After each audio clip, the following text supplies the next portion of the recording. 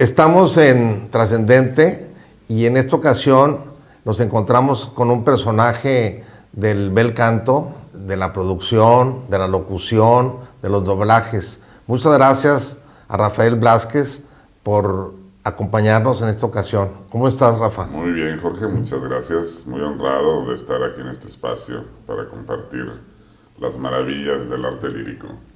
Muchas gracias, Rafa. Bueno, justamente platícanos cómo se da tu encuentro con el arte lírico, en qué momento de tu vida. Digo, al escucharte sabemos que desde siempre, porque Dios te premió con una voz muy especial. Pero platícanos tú. Muchas gracias. No, pues yo cuando era niño mi padre me llevaba al fútbol. De ahí nace esa electricidad, esa chispa por el público, por las masas, pero cuando eres niño no sabes interpretar, ¿no? Esos signos, esas percepciones. Y una ocasión, bueno, yo le dije, yo quiero estudiar fútbol, y él me llevó a la escuela de fútbol del Pescado Portugal.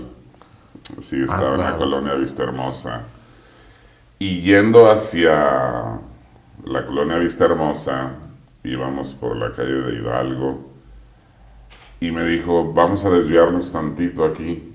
Dice, aquí vive una maestra de canto, porque bueno, yo siempre tuve el impulso, el instinto de gritar, de hecho me decían Rafa el Loco en el barrio, porque yo gritaba cuando jugaba fútbol, cuando ya estaba la jugada para gol, pegaba un grito y se asustaban y metía gol, ¿no? Entonces, hasta ahí te sirvió, la voz te sirvió ahí.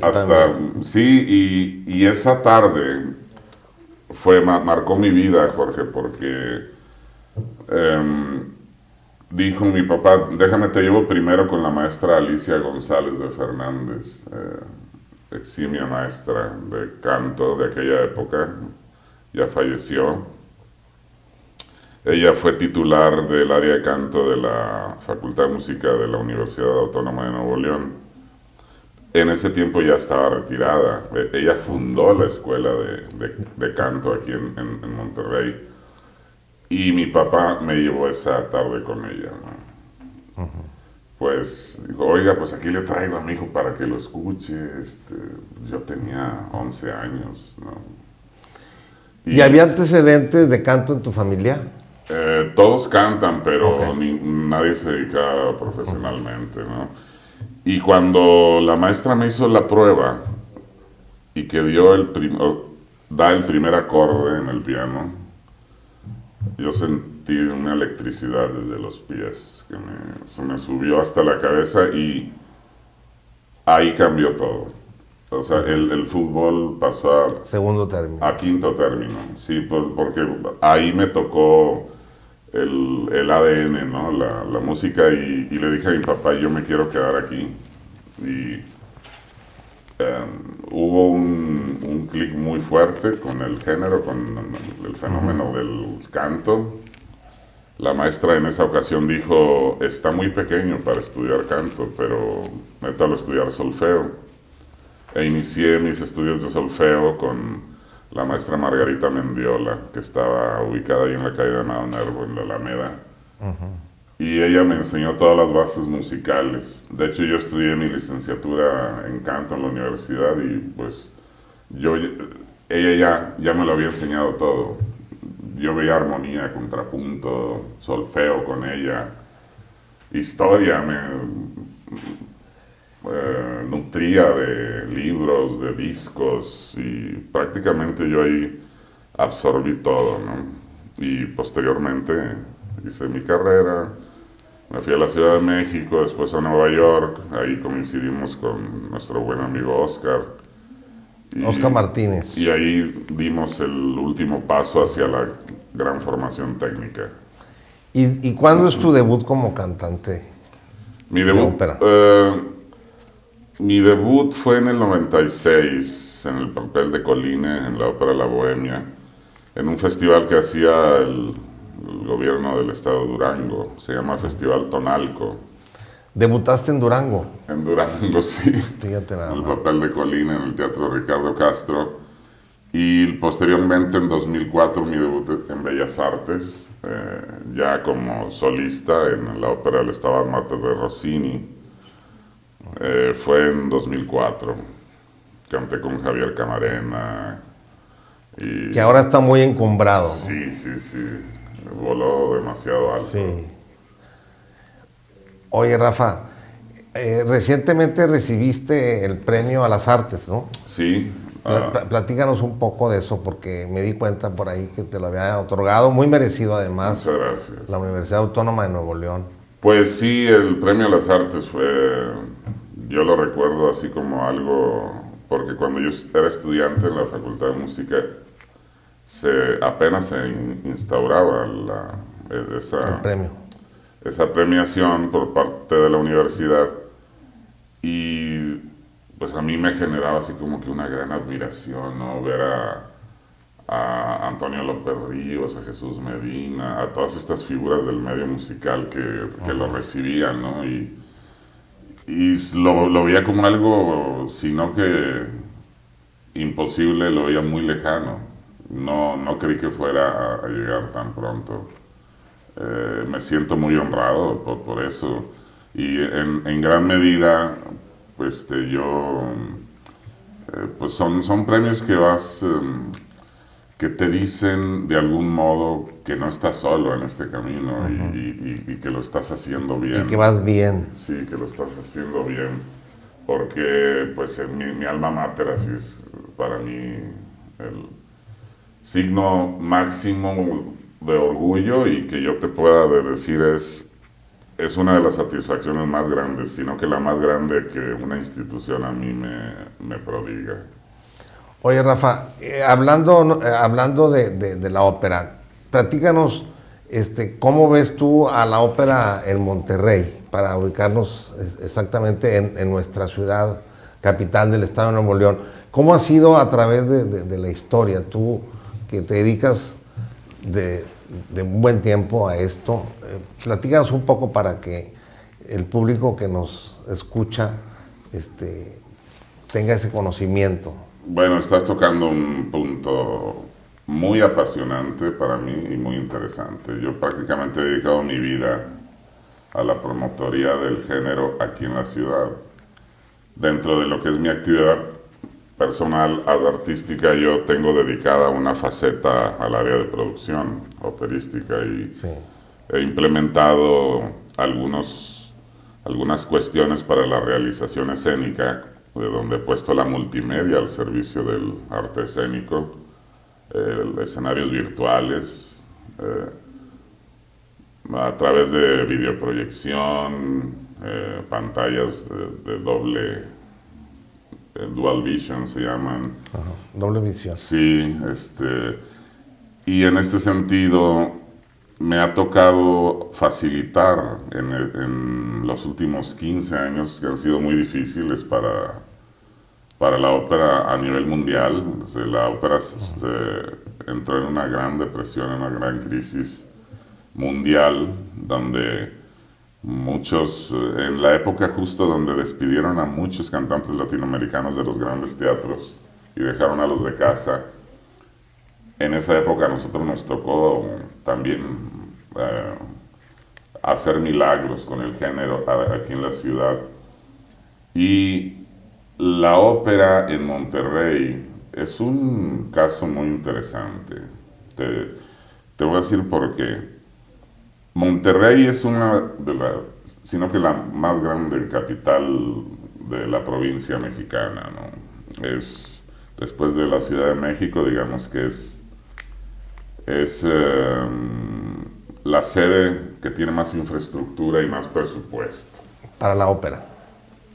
Eso es lo más triste. Sí, que desafortunadamente nuestra sociedad regiomontana, nuevo-leonesa, dentro de lo que es su infraestructura, no tiene previsto. Y fue hace, digamos, 15 años que en Conarte, a través de iniciativas que se gestionaron, de impulsos, por sacar la ópera del formato de piano, la llevamos al formato de gran puesta en escena, con coros, orquesta. Y con arte fundó Ópera de Nuevo León. Digamos que a partir de ahí, a todas las personas que hemos estado involucradas, le hemos dado una permanencia, una continuidad, una evolución a este género dentro de una sociedad muy frívola como es la sociedad regiomontana, donde no es fácil convencer a las autoridades, no es fácil. El público es muy receptivo. Yo sostengo una premisa. La ópera es el pulso y el espíritu de las grandes sociedades. Una gran sociedad sin ópera no puede presumir ser una gran sociedad. La ópera siempre es el signo máximo del arte, de la cultura en algún aspecto, pero en Nuevo León no, el fútbol es la cultura más importante, ¿no? Digamos, y no lo digo peyorativamente, qué bueno que sea el deporte, pero el deporte por el deporte, no como espectáculo. Entonces, la ópera en este sentido está muy lejos de convertirse en parte de nuestra cultura. Es parte del tejido social, ¿sí? Y en ese sentido, a lo largo ya de 15 a 20 años, ese tejido se ha conformado y se ha aglutinado y está muy reconocible. Entonces ya las autoridades pueden decir, aquí están estas artistas que se dedican a esto, vamos a darle continuidad para, ¿por qué no?, en un futuro fundar una compañía de ópera, ¿no? Que no se quede solo en un proyecto de rubro dentro de la cultura del Conarte, sino que sea ya una institución, ¿no? Y en algunas otras tiempos ha habido esfuerzo, ¿no? Ha habido iniciativas. Sí, y sabes que han sido iniciativas mucho más grandes de lo que se hacen ahora. Pero la iniciativa de hoy es más estratégica porque se fundó en el presupuesto del gobierno. Y ya quedó de algún modo se garantiza la continuidad, ¿no? Sí. Pero estos esfuerzos, Jorge, haciendo una historia, una retrospectiva, vienen desde principios del siglo XX, donde no eran casos aislados que se hiciera ópera. A principios en 1909, aquí estuvo Luisa Tetrazzini. Venían aquellas grandes caravanas de ópera desde Europa, entraban en barco por Puerto Bagdad, hoy Matamoros, y hacían un tour que empezaba en Monterrey, seguía hacia San Luis Potosí en el Teatro La Paz y concluía en la Ciudad de México en el Teatro Esperanza Iris. Todavía no existía el Palacio de Bellas Artes. ¿No pasaba por Querétaro? Los antecedentes históricos que yo tengo, no. Ajá. En algún momento hacían recorridos ya estando en el interior, iban al Teatro Degollado de Guadalajara, sí, pero de Querétaro no tengo datos así precisos, sí. Y bueno, cuando la música de cámara, que fue un movimiento muy fuerte a nivel musical aquí en la ciudad, gracias a una iniciativa de Daniel Zambrano, que era un gran músico regiomontano. ¿Pero de qué año estamos hablando? 1915, 1920. Esta emblemática figura porque la ópera va ligada a la música, ¿no? Al movimiento musical. Daniel Zambrano funda la Academia Beethoven, ahí donde estaba este edificio antiguo de Langstroth. Sí, que ahora es, en Matamoros, Matamoros, en la calle Matamoros, sí. Y en Padre Mier y Escobedo. Escobedo, sí. Y haz de cuenta que Daniel Zambrano, pues, funda la primera escuela de música. Y esto genera una activación de la música de cámara en Monterrey muy fuerte, tanto en salones de eventos sociales, cines. Acuérdate que todas las salas de cine tocaban en vivo. Y por ahí surge 15 años después una figura de un barítono local, se llamaba Carlos, se me va el apellido, se los debo, que hizo las primeras óperas juntando a las jóvenes de sociedad de aquella época y a todas las orquestas, a todos los músicos, formaba orquesta, se hizo Payasos y Carmen, ¿sí? Payasos de Leoncavallo y Carmen de Bizet. Digamos que fueron los primeros 2 títulos que fueron hechos en Monterrey. Sí. Después de eso, nace la ópera de Monterrey, ya esto con iniciativas donde Prisciliano Barragán, digamos que le conceden lo que era el Teatro Florida de aquella época como sede. Funda un patronato muy importante. Yo creo que ha sido la época más... Es cuando vienen los papás de Plácido Domingo. En esa época, sí. Coincide con las temporadas de zarzuela que eran ahí mismo. En el Teatro Florida. Florida, sí. De la Calzada Madero. Sí, pero es bien importante este esfuerzo porque se hacían temporadas de 2 meses, de 3 meses, donde se hacían hasta 7 títulos. Imagínate, con figuras como Giuseppe Di Stefano, Ettore Bastianini. Vino aquí. Victoria de los Ángeles, Salvatore Baccaloni. ¿Todos ellos vinieron? Todos ellos vinieron a esas temporadas. Fue una época dorada. Sí. Pero la cuestión aquí era esta, que éramos los repetidores de lo que sucedía en Bellas Artes. Tan es así que venía el maestro Díaz Dupont como director de escena y traía las producciones del Palacio de Bellas Artes y se hacían en el Florida. Todo era comprado. Una que otra voz, eso sí, el coro de esa época lo dirigía el maestro José Hernández Gama. Él era el director, el director artístico era el maestro Antón Guadaño, y había gente promotora en esa época que le ayudaba al maestro Guadaño a enlazar, digamos que en las primeras temporadas, a los músicos que tocaban en los restaurantes, cantinas y todo, para armar una orquesta.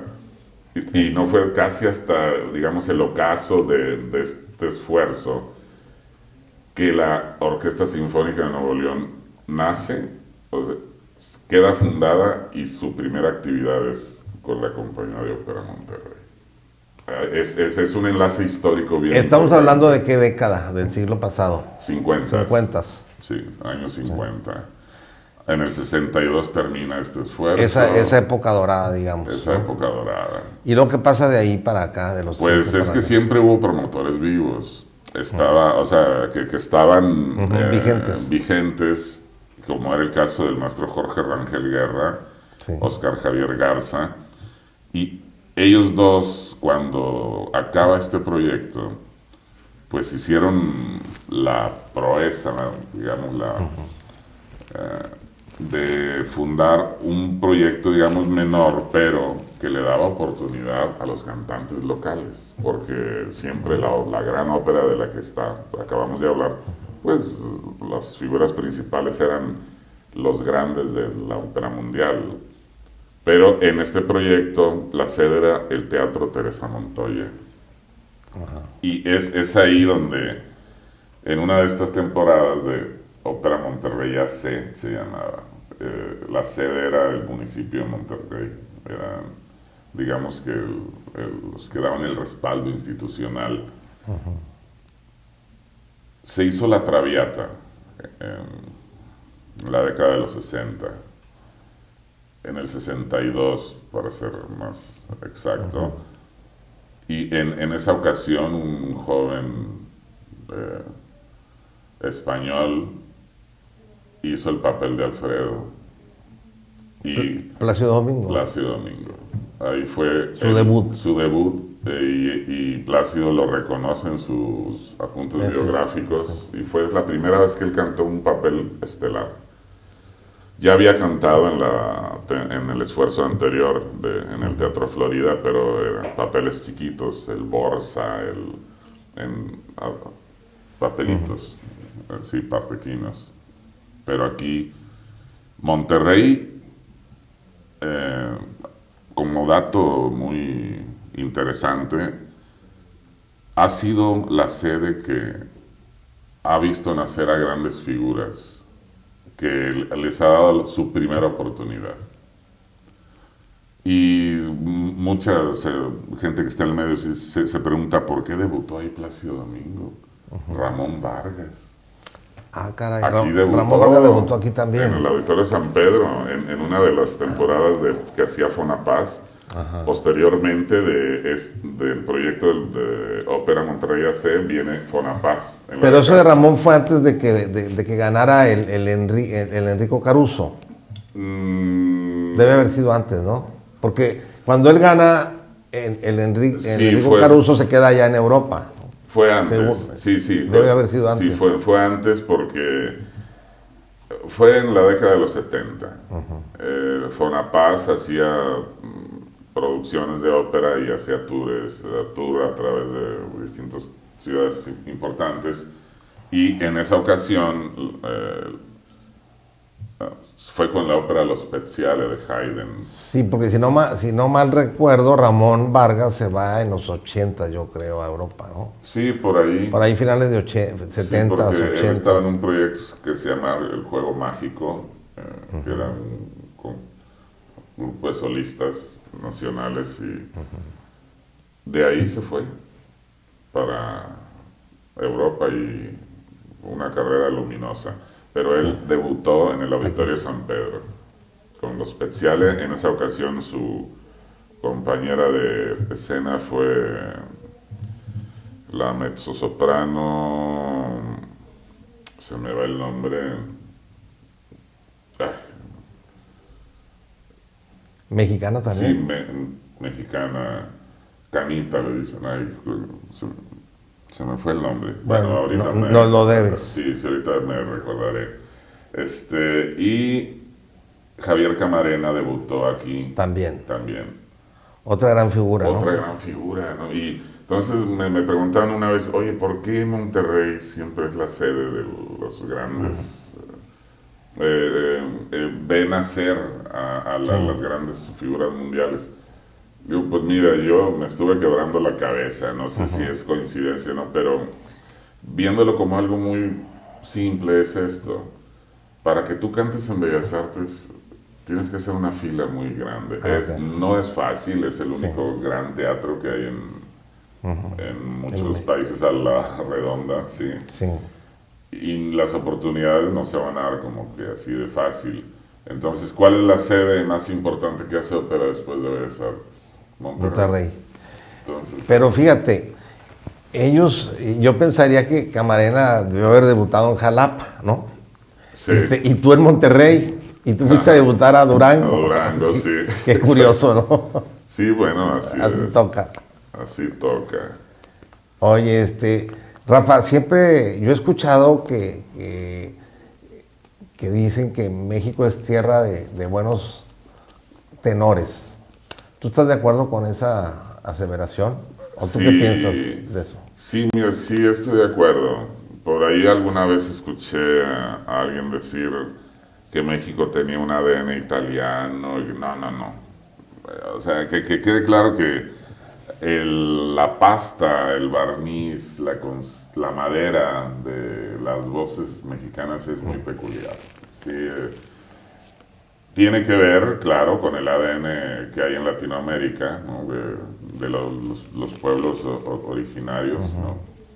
Pero México particularmente tiene un tipo de tenores, de timbres, de voces que no se parecen mucho a las voces caribeñas. Las voces caribeñas son más agudas, son voces muy dulces, muy cálidas. Los tenores mexicanos son voces muy tersas. O sea, son ligeras, no son así como que spinta o con voces spinto, más cargadas a lo lírico, no. De hecho, uno de los ejemplos más claros de una gran voz mexicana es Francisco Araiza, el tenor. Que Francisco Araiza es el referente mexicano de la ópera más importante que haya existido. No, nadie iguala sus récords. Él grabó todas las versiones de su época, de Barbero de Sevilla, de Flauta Mágica, del Rapto en el Seraglio, de muchos títulos que signó, que lo llevaron a obtener, dicho por Herbert von Karajan, es el tenor mozartiano más grande que haya existido. En el mundo. En la historia. Sí, en la historia. De la ópera. Sí. Francisco es el papá. Sí. Sí, es el rey. Sí, no hay algo más importante. Hay un espectáculo donde cantan los tres, ¿verdad? Sí. ¿Sí lo has visto? Sí. Pero son como tres generaciones, ¿no? O tres momentos, ¿no? Se llamaba Tres Generaciones. Ah, mira, no sabía, pero sí me tocó escucharlos. Maravillosos los tres. Sí, ¿no? como no. Y orgullosamente mexicanos. O sea, Oye, pero sí hay muchos, ¿no? Y que están en el mundo, ¿no? Triunfando. pues sí, es que México es tierra de tenores particularmente. Sí. Porque hay que aclarar, sí tiene que ver el ADN. México no es propiamente la tierra donde se den bajos. De hecho...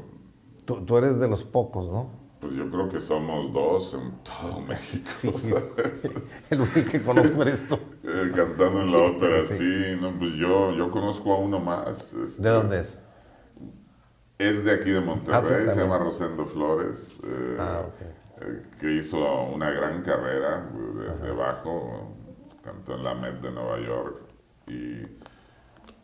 Y es junto con, a lo mejor hay por ahí otro más, sí, pero bajos, así como que solo le entren al repertorio de bajo, no creo. Sí.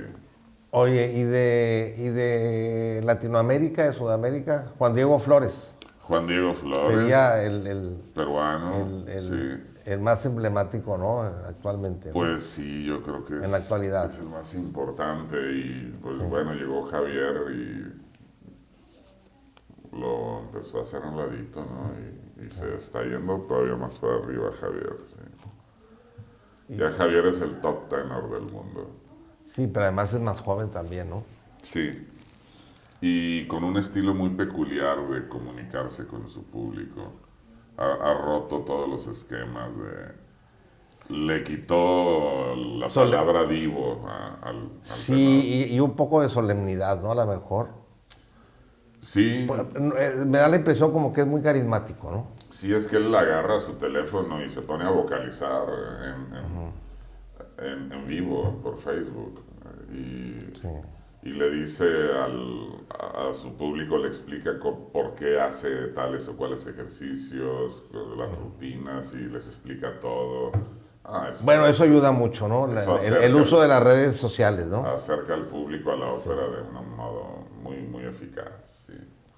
Bueno, ¿y cómo ves el futuro de la ópera aquí en Monterrey? Pues ahorita estamos en una transición y siempre nuestra gran expectativa, nuestra zozobra es cómo vamos a darle continuidad a esto.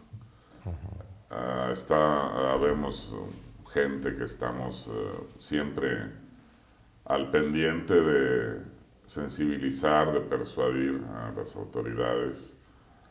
Y pues bueno, yo creo que en este sentido lo que ahorita queda es de lo que es la ópera, bueno, es un esfuerzo muy importante, hay con qué continuarla, pero lo que sigue es institucionalizarla ya como un proyecto propio, autónomo, que no dependa de No es de posible un que organismo. una ciudad como Monterrey no tenga una casa de ópera. Tiene arenas, tiene Sí. centros de espectáculo donde se hacen conciertos, se bebe alcohol, y no tiene una casa de ópera.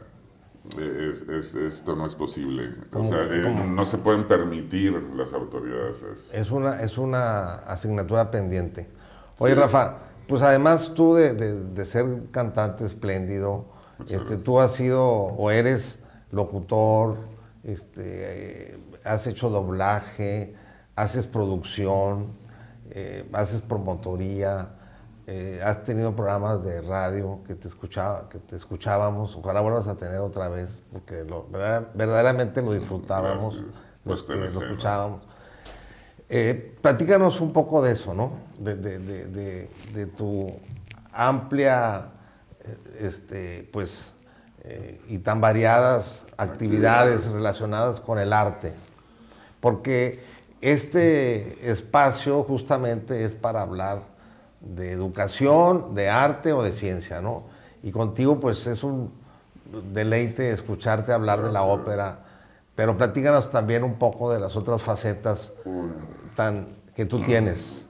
Es que yo creo que es un problema de personalidad mío que he tenido que sublimar haciendo muchas cosas. Y lo voy a confesar por primera vez aquí contigo. Gracias. Siempre quise dedicarme solo al canto, pero no me puedo enfocar en una sola cosa. Y es un problema que tengo. Eres inquieto, natural. Sí, yo estar enclavado en un solo punto, focalizado en una sola cosa, así de manera obsesiva, donde no puedes voltear a otro lado, cuando tu cerebro te está exigiendo que entres a... Yo me subo a un escenario a cantar y estoy volteando a ver desde qué materiales está hecha la escenografía, de las luces si están bien puestas, y entonces ya me empiezo a dispersar en el buen sentido de la palabra, y esa dispersión, digamos, es la que me ha llevado a, incluso cuando dejaba un spot en ciertas radiodifusoras para que nos dieran promoción y que veía que no estaba bien transmitido, que dice, no, pues yo voy a hacer un programa donde lo hagamos bien, y hice mi propia estructura de un formato de radiofónico, de revista, para pues hacerle llegar al público una idea de la ópera más amigable, ¿no? Que tuviera que ver con, con algo más fresco que no aleje, porque bueno, la ópera siempre ha estado ligada a la palabra elite y no, los orígenes de la ópera están fundados en el canto del Del pueblo, pueblo. de los juglares. Originalmente era la sacra representación, que no era ópera, pero que era prácticamente eso. No fue hasta que los juglares en la Edad Media se empiezan a hacer sátira de la sacra representación, y ahí empieza la chispa, ¿no? Y Monteverdi eso lo agarra y dice, no, pues vamos a hacer historias donde ya no se le cante a los vientos, al mar, a las divinidades, ¿no?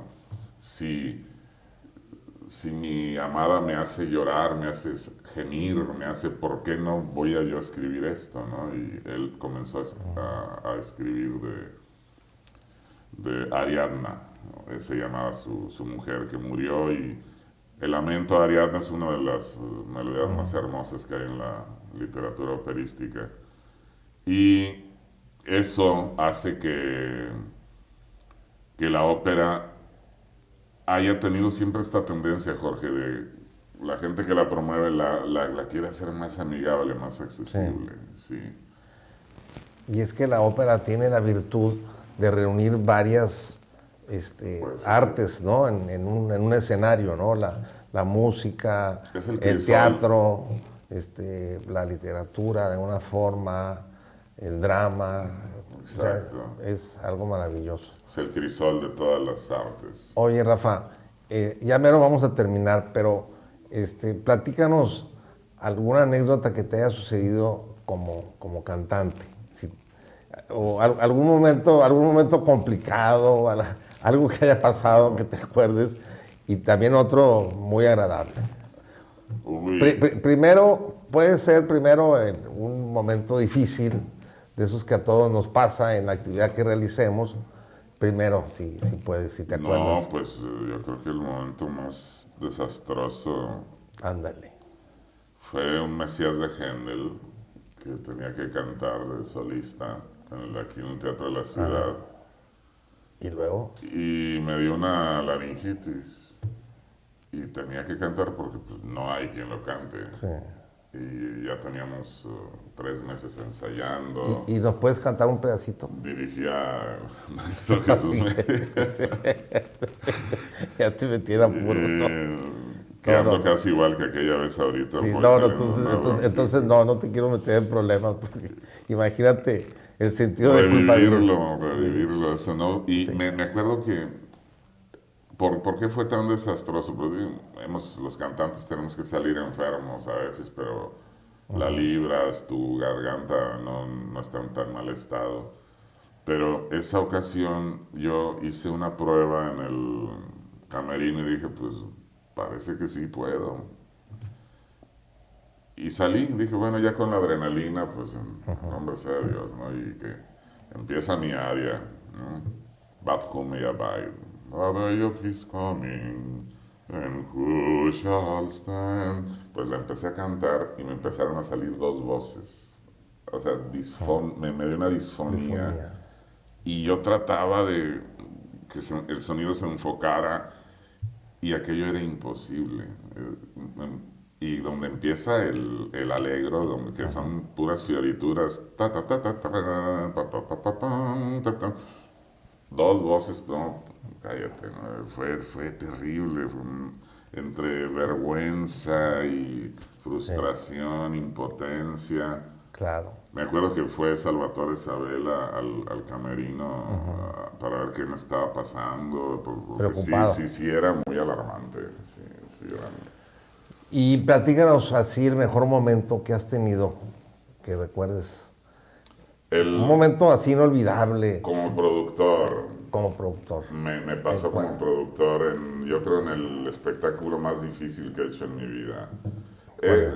He tenido momentos, ¿no? Diversos cuando trabajé con Javier Camarena en el Auditorio Nacional, que le produje su espectáculo.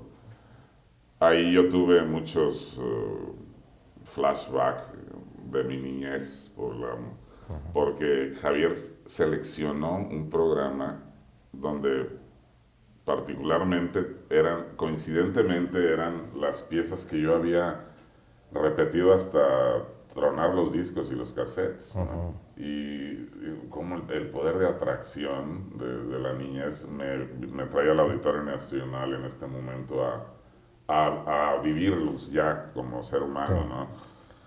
Esas cosas son lindas, pero sucedió en el Palacio de Bellas Artes en el 2004.